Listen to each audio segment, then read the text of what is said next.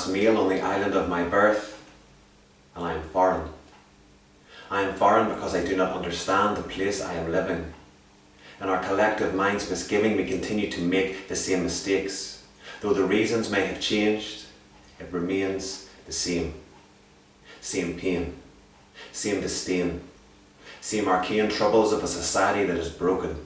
With hearts unable to open, we exist in a culture of fear and search for someone to blame, which is easy when the media and powers that be are already pointing fingers, but we are only pawns in their game.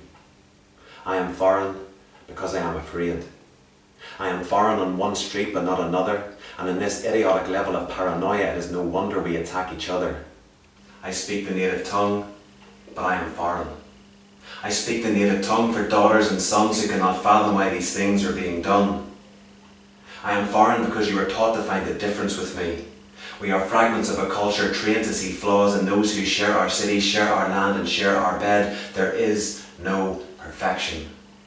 In the mirror I see my reflection. I am foreign to the image in my head.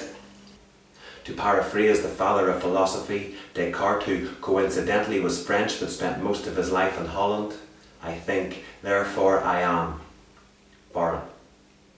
I am foreign because my lineage is from other lands. From travellers who walked across great ice bridges until the ice unfroze, the water level rose, and this island was created some 10,000 years ago. I am foreign but familiar with irony when I hear people complain about immigrants, when for centuries natives of the Emerald Isle travelled far and wide, improving and creating life, aiding advancements in technology and design.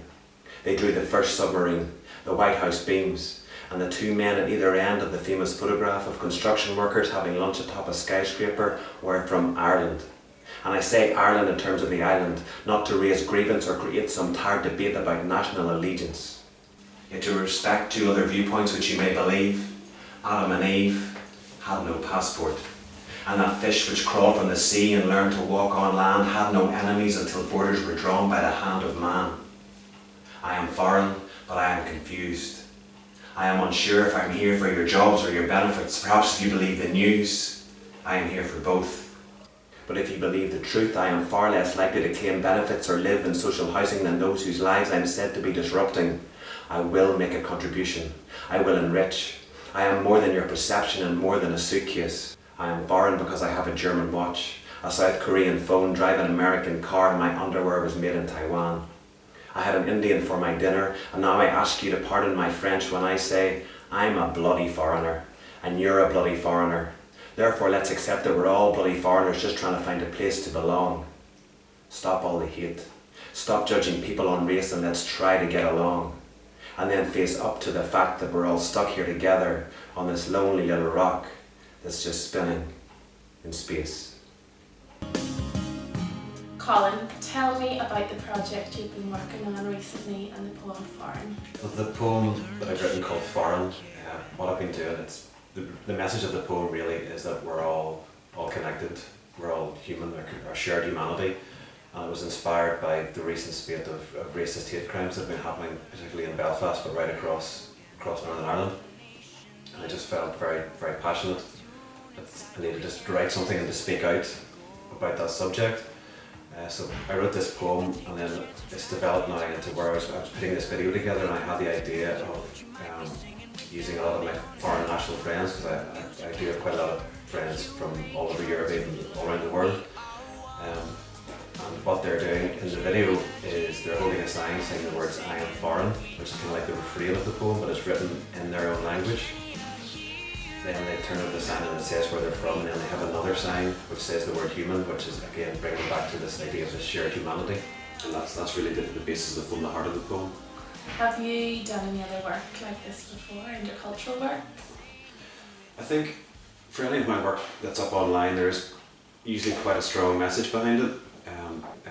Probably the most famous bit I've done is with the song We Who Had No Flags, which came out in 2013.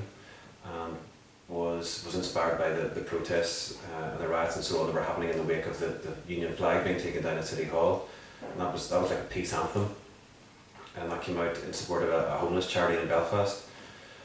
But yeah, a lot of my work does speak out on issues, whether it's sectarianism or race or the NHS crumbling or things like that, there's usually a message in it. And yeah, I like to embrace it with passion, sometimes with humour if it's called for. And it's good to have this voice and be able to use it. And so your friends who were participating in the project, what was their feedback?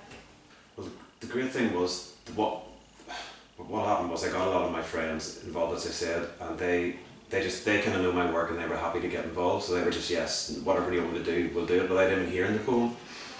But I was lucky enough to be invited down to the South Eastern Regional College in Lisburn and Downpatrick to do a short kind of poetry set. That was actually for foreign students who were learning English. Yeah, so it was kind of like an end of year sort of thing. I was brought in to entertain them in some way. But yeah, I got to do the foreign poem as part of a larger set, and then I explained to them what I was doing with the project. And I asked if anybody wanted to get on board, and some of them, I mean, I met some really lovely people. Some of them were a bit camera shy, but by and large they really enjoyed that poem, and got a few people involved to star in the video, as we said. Yeah, but yeah, I mean, during those 2 nights in the college, I met people from Syria and from Poland and loads of places, Brazil even, you know, it was really great to hear their stories and get a chance to chat to them, because that's why I was doing this poem, was to connect with people and kind of show that there is like-minded people in Northern Ireland, you know. And with that comment, what is it that you want to achieve with the project? What do you hope to achieve? That's a difficult question, like what can this project achieve? Because I wrote that poem because I personally had something that I wanted to say on that subject, and I kind of said that in the poem. Yeah. But then how do I get that message out to other people? Because the people who hear the poem at poetry gigs, or hear it online, or you know, see me at a show, they will get it. They're going to be sort of, you would hope, liberal minded. So they understand where I'm coming from, they understand what I'm trying to say, but it's getting like to the places where, you know, the communities where there is race attacks happening, where there's not the understanding, where there's a xenophobia or racism, or, you know, for whatever reason. So it's, how do we get to those people, and that I don't have the answer to. It's difficult. It's tough, and like, it's not just, I mean, me writing one poem isn't going to change anything, it's not going to change the world, or, you know, but, you know, I've said said it, and hopefully people can listen to it, and if it changes one person, then the message is worth. Exactly, then it's doing its job. So how can people see it? See the video? Well, it's going to be up on YouTube. under the Colin Hassard channel, and there's also going to be a show in Banbridge, and there's going to be a special screening in Belfast as well, which you can find out about on the Facebook page, facebook.com/Colin Hassard Poet. But YouTube will be the main thing. That's obviously, it's the way the word now, we can share things so quickly, so hopefully that spreads and we get a few shares and maybe send it viral, who knows. Thank you very much, Colin. Thank you for having me.